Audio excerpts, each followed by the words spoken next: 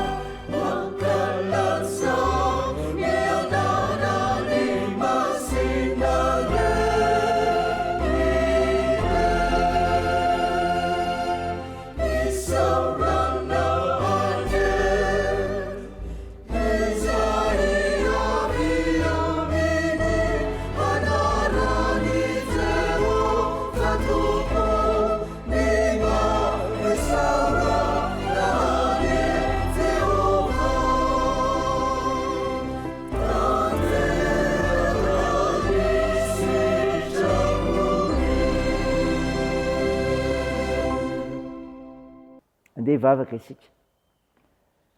Ry Tompon'Andriamanitra io, Andriamanitra mpiaro ianao, Andriamanitra mpampiray ny olona rehetra ny koa, ary tsy misy manakina anao izany no ny serinao sy ny asanao. Mahatsiaro sy mitsinjo ary mamonjy sy miaro anay ianao, ary dia misaotra anao izahay ny amin'ny fandaminana ny fiainanay, fa afaka mivelona amin'ny finoana anao ary mijoro vavy olombelonao amin'izany. Midera sy mankalaza anao ary izay Tompo, eny manome voninahitra anao fa mendrika ho anao izany no mifamindramponao.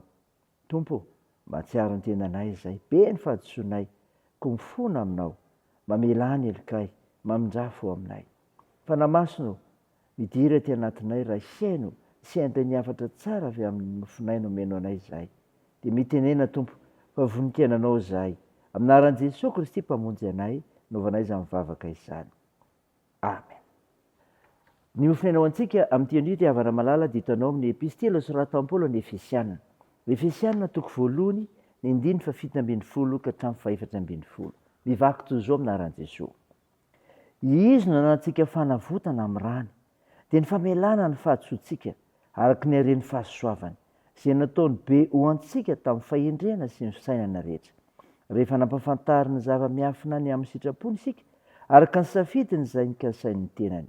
Ataterahany ny fitondrana atao mandrapatapitry ny andro voatendry anangonana ny zavatra rehetra ho iray eo amin'ny Kristy, na ny any an-danitra na ny etỳ an-tany teo aminy.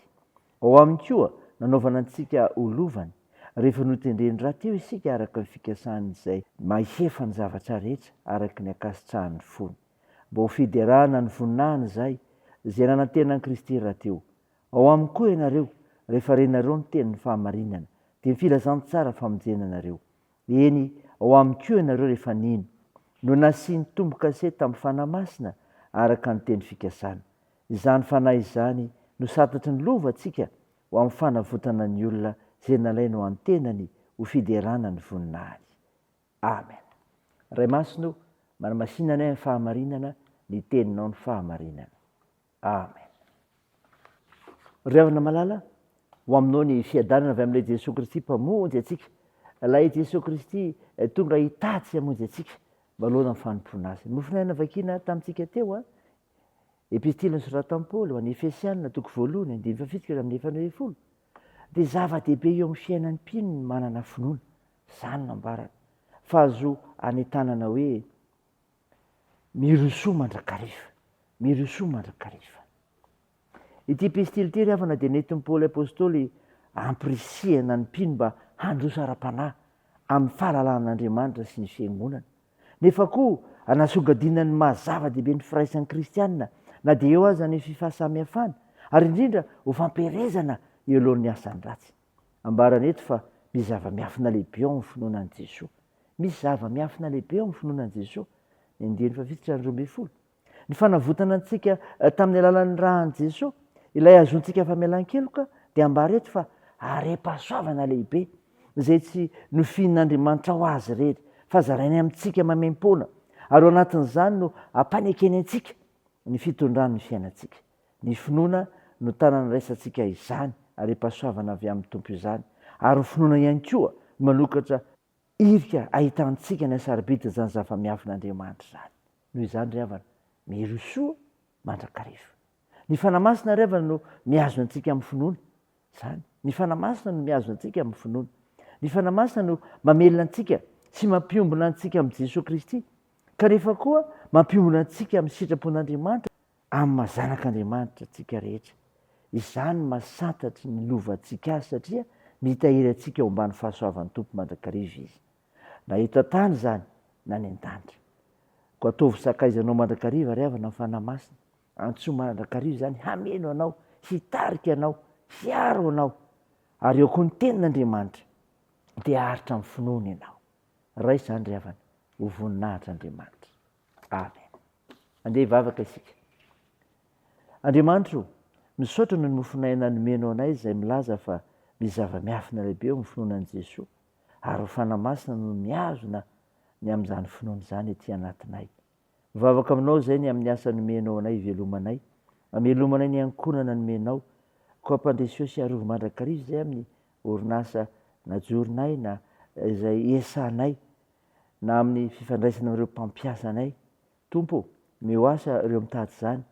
Tompo, mivavaka aminao izay ho an'ireo marary mila mivavakay. Atsoro ny tananao hanindriny roa sy ny aretina rehetra. Toany ny asa fitsaboana, atanjaro eo azony manjo, ampio ireo maresoikiola sy sahirana. Mitaheny amin'ny azakazaka ataonay ka ampahirezanao anay amin'izay ataonay sy ny fikasanay. Tao io ny fianarana, ny fitaizana ataonay. Tompo, vonjeo ny firenenay. Eny avotsy izay, amin'ny anaran'i Jesosy Kristy mpamonjy anay, izay vavahanay no angatahanay izany. Miaraka amin'ilay vavaka nampianarina anay koa manao hoe: Ranay eo izay any an-danitra, ao masinana anie ny anaranao, ho tonga anie ny fanjakanao, atao ny sitraponao etỳ an-tany ho tahaka ny an-danitra. Meo anay no izy anona sahaza ao anay, ary mamela ny helikay tahaka ny namelanay izay meloka taminay, ary aza mitondra anay amin'ny fakam-panahy, fa manafanay amin'ny ratsy, fanao ny fanjakana sy ny hery ary ny voninahitra mandrakizay. Amen. Raha isa finoana ry havana ny tsodrana tolotra anao amin'ny anaran'i Jesosy Kristy, ho hery ho anao, ho fanantenana ho anao. Engany Jesosy Kristy tompontsika sy ilay Andriamanitra raintsika, izay efa tiantsika ka ome antsika fampinoana mandrakizay sy fanantenana tsara amin'ny alalan'ny fahasoavana, ampionana ny fonareo ary ampahery anareo anao izay tsara rehetra na amin'ny asa na amin'ny teny. Amen. Teo an'Andriamanitra rery ny voninahitra amin'ny anaran'ny Ray sy ny Zanaka ary ho fanahy masina. Amen.